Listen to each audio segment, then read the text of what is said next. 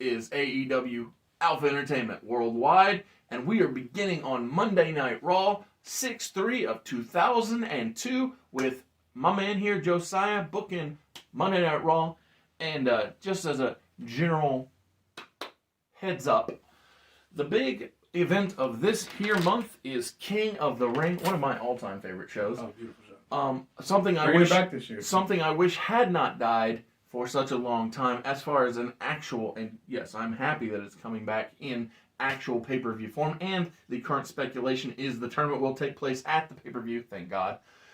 But it's something I wish hadn't have fallen away from being a tent-post event, mainstay from 2002 until even just now being an actual pay-per-view. There were occasional sprinklings in of here's and there's, but not that consistency that I want. I literally took the time one day and booked my What If the King of the Ring had never ended for 20 years just because I was like, this is the way I want it. Now, not all of them were King of the Ring the pay-per-view, because once we got to Crown Jewel, I was like, that's fine. Quietly retire King of the Ring the pay-per-view and put the King and the Queen Queen's Crown, King. Just whatever. crown the Royals at Crown Jewel. I was like, that's fine. It fits. Crown's in the title. The Royals get crowns. Okie dokie. So I let that slide. Like, that's fine. I ain't mad at it. Just I want the tournament to exist because I feel like it does such good stuff for the winners. Like, I don't know, the guy who actually won in 2002. Spoiler, he's still winning. He's just going through all former world champions because that's a way to keep that big man strong. Well, stronger. Of course. Yeah. So, like we said, or I said, it's your time to step up, my man. Ah, boy, step up, I shall try. All right, so Raw. I just told you the date.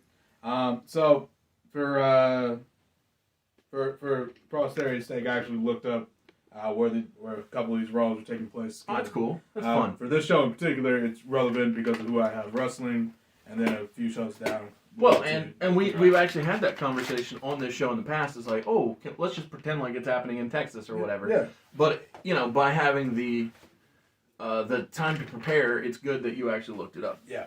Well, it helps because this Raw is actually happening in Texas. Oh, good. Dallas, Texas, to be specific. Cool. And so, of course, I have to open the show.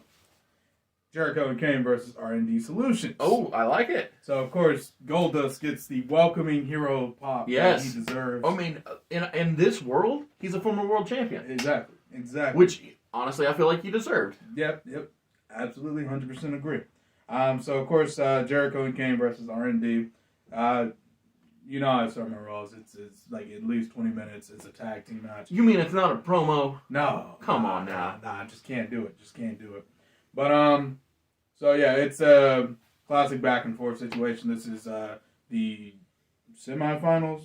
It's been so long. I should double check that. But I'm pretty sure it's semifinals of my tournament. And to crown the challengers for tag team titles. That's right, yep. At the situation, at the PPV, if you will. So, obviously, my guy, Steven Richards, is getting his ass whipped for like 10 minutes. He's fighting back, though. He's getting his baby face fire. And then Kane absolutely decks him with one of those, those uppercuts he's so good at. Yes, sir. Jericho's like, I got him. Tag me in. So Kane tags him in, and Richards hits the nastiest super kick you can think of. So, classic Stevie Richards. And this is where the crawl happens. The crowd's building. The anticipation is rising. And there's that hot tag. Dustin is going wild, dropping Kane. Does the classic Rhodes kneel down, slap to the face.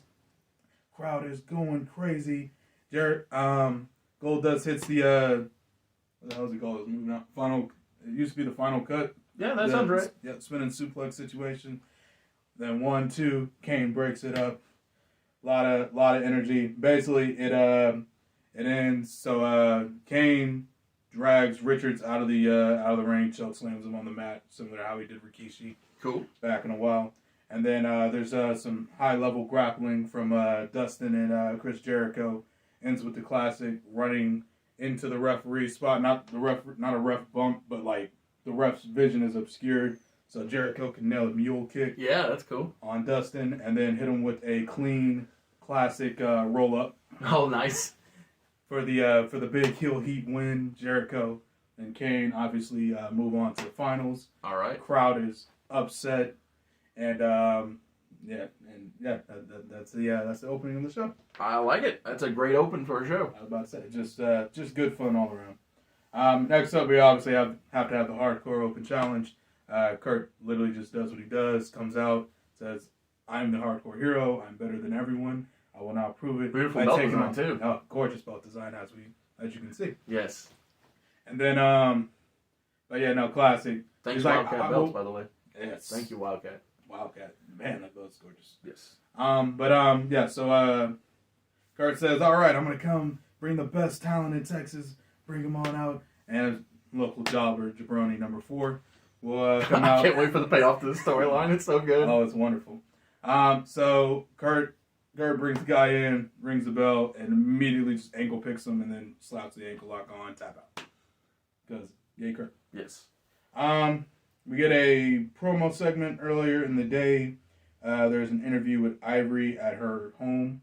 She's still recovering from the injury she suffered from her attack from Lita. Yep. From the previous episode. Yep. And as Helen says, thank you for giving us an update. Thank you for letting us know you're doing all right. The interview's wrapping up. And then we see Lita pop up from behind the couch and absolutely whoop Ivory's ass. She then, I believe I had her pulmonized. I don't remember now because it's been a minute. Sure. But, so she, runs Even her if arm. you didn't do it, Yeah. we can still retroactively Retroactively. say that it happened, and here's why. Because the home invasion actually fits really good with the whole Pillman-Austin dynamic that There you're you go. going with. Thank you. I tried. But yeah, basically, absolutely whoops Ivory's ass in the segment.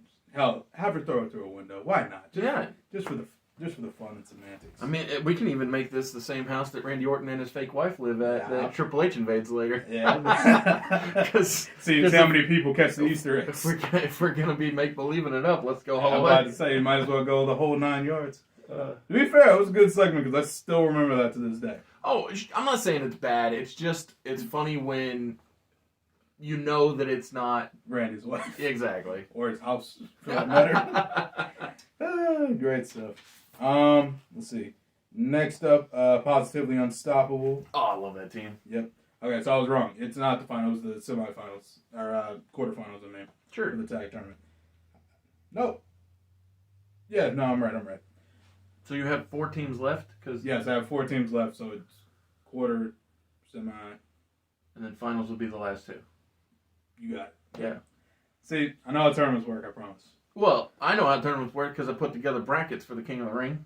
See, I should have did that. It's okay. That would have helped. But it's all good. Anyway, Positively Unstoppable, Gunn and Stasiak and DDP take on Al Snow and Big Boss Man, and bang, Positively Unstoppable, Big W. Yes. I don't even remember what the hell Stasiak's finisher is. But I don't think I ever knew. Yeah. To be fair, I don't think he won, so I don't think he had Not it. often. Definitely not in this company. Yep. So what I had their finisher basically set up as is Stasiak sets him up in like a wheelbarrow position, and Gunn just hits like a famouser. Perfect. So like elevated famouser. Absolutely. For the big 1, 2, 3. So big positive first match for those guys, and DDP obviously proud papa. Oh, of course. Sitting there. Let's see. Next up, almost done with the show, I promise. No, you're good. Jazz calls out It's only Lita. gonna be 3 hours. Yeah, plenty of time. Just like any other Monday. Oh, I know, right? Oh, I meant this episode. Yeah, no, I know. Let's see. Jazz calls out Lita, who attacked her from behind. And, Jazz calls out Lita to the ring. And Lita comes out, attacks her from behind after the Ivory attack. And Jazz is then saved by Trish from being Pillmanized as well. Cool. Long and short of it. Does that mean Ivory's from Texas? Yes, Okay. Is she? I think so. Oh, cool. I didn't know. I couldn't remember. I mean, I'll be honest with you. I know somebody from this group was from Texas, but I could not remember. And it is not Lita. No. It It's is not Trish. So it's either Jazz Jazz or or Ivory. Ivory. So you got So I'm you flip a 50. coin. I'm Flip it. 50-50. And let's if Jazz is from Texas, then Ivory is hanging out at our house. There you go. There we go. Problem solved. So I'll tell you what. If I'm wrong, tell me in the comments. Exactly. And then let's see. Last but not least, of course, it's Texas. Of course, this is the match that the world's been waiting on. So, ladies and gentlemen, we've been building to it for months. It's finally Stone Cold Steve Austin versus Brock Lesnar. No holds barred. And it's almost sort of not quite exactly, but loser leave. Pretty much. without explicitly stating that. Because this is Stone Cold's last appearance for a while. Yeah. What is it? 6 months? I think Year? 9. Is it 9? I think it's Jesus 9 months. Christ. Oh, So he's gone here on the road to King of the Ring, yeah. and he doesn't return until the road to WrestleMania in February, I believe. Oh, jeez. Yeah. So yeah, I guess it is 9 months. Could be the end of January. We'll figure it out. January, when we get early February. Yeah. We'll look it up when we get in that ballpark. there. Exactly. But yeah. I probably already have, to be honest. But Yeah. It's somewhere in notes. yeah, somewhere buried deep in our notes. But yeah, it's Austin, Brock. They're throwing hands, using weapons, Doing what they do. doing what they do. Literally just a back and forth. So things similar to Kevin Owens' match with Austin in WrestleMania, just minus the goofier parts. Yeah, I can see that. I like that a lot. Yep. So a lot of crowd brawls, a lot of fighting over the barricade. Austin is given very, very, very much better showing as opposed to last time he faced Brock. So What's up? I know that this is something we talked about off camera, but Yeah. is it Brock's dominance over Steve which leads to him getting a bye into the King of the Ring tournament? Correct. That is lovely, lovely stuff. Yep. Before I book SmackDown for 6/6 of 2002, I just gotta say that. Oh, sorry. Hold up. Brock wins via Brock Lock. Oh, perfect. Love it. Sorry. But yeah, before I book SmackDown, I would like to tell you that there's a link in the description for my 68-page graphic novel, Everlasting Survivors, Volume 1, all day long, and its second chance on Indiegogo. Thank you. Yes, sir. There are 5 cover options. There are the hat option. There's the t-shirt option. There are 2 posters available for purchase, and every purchase gets a Gamble Comics sticker.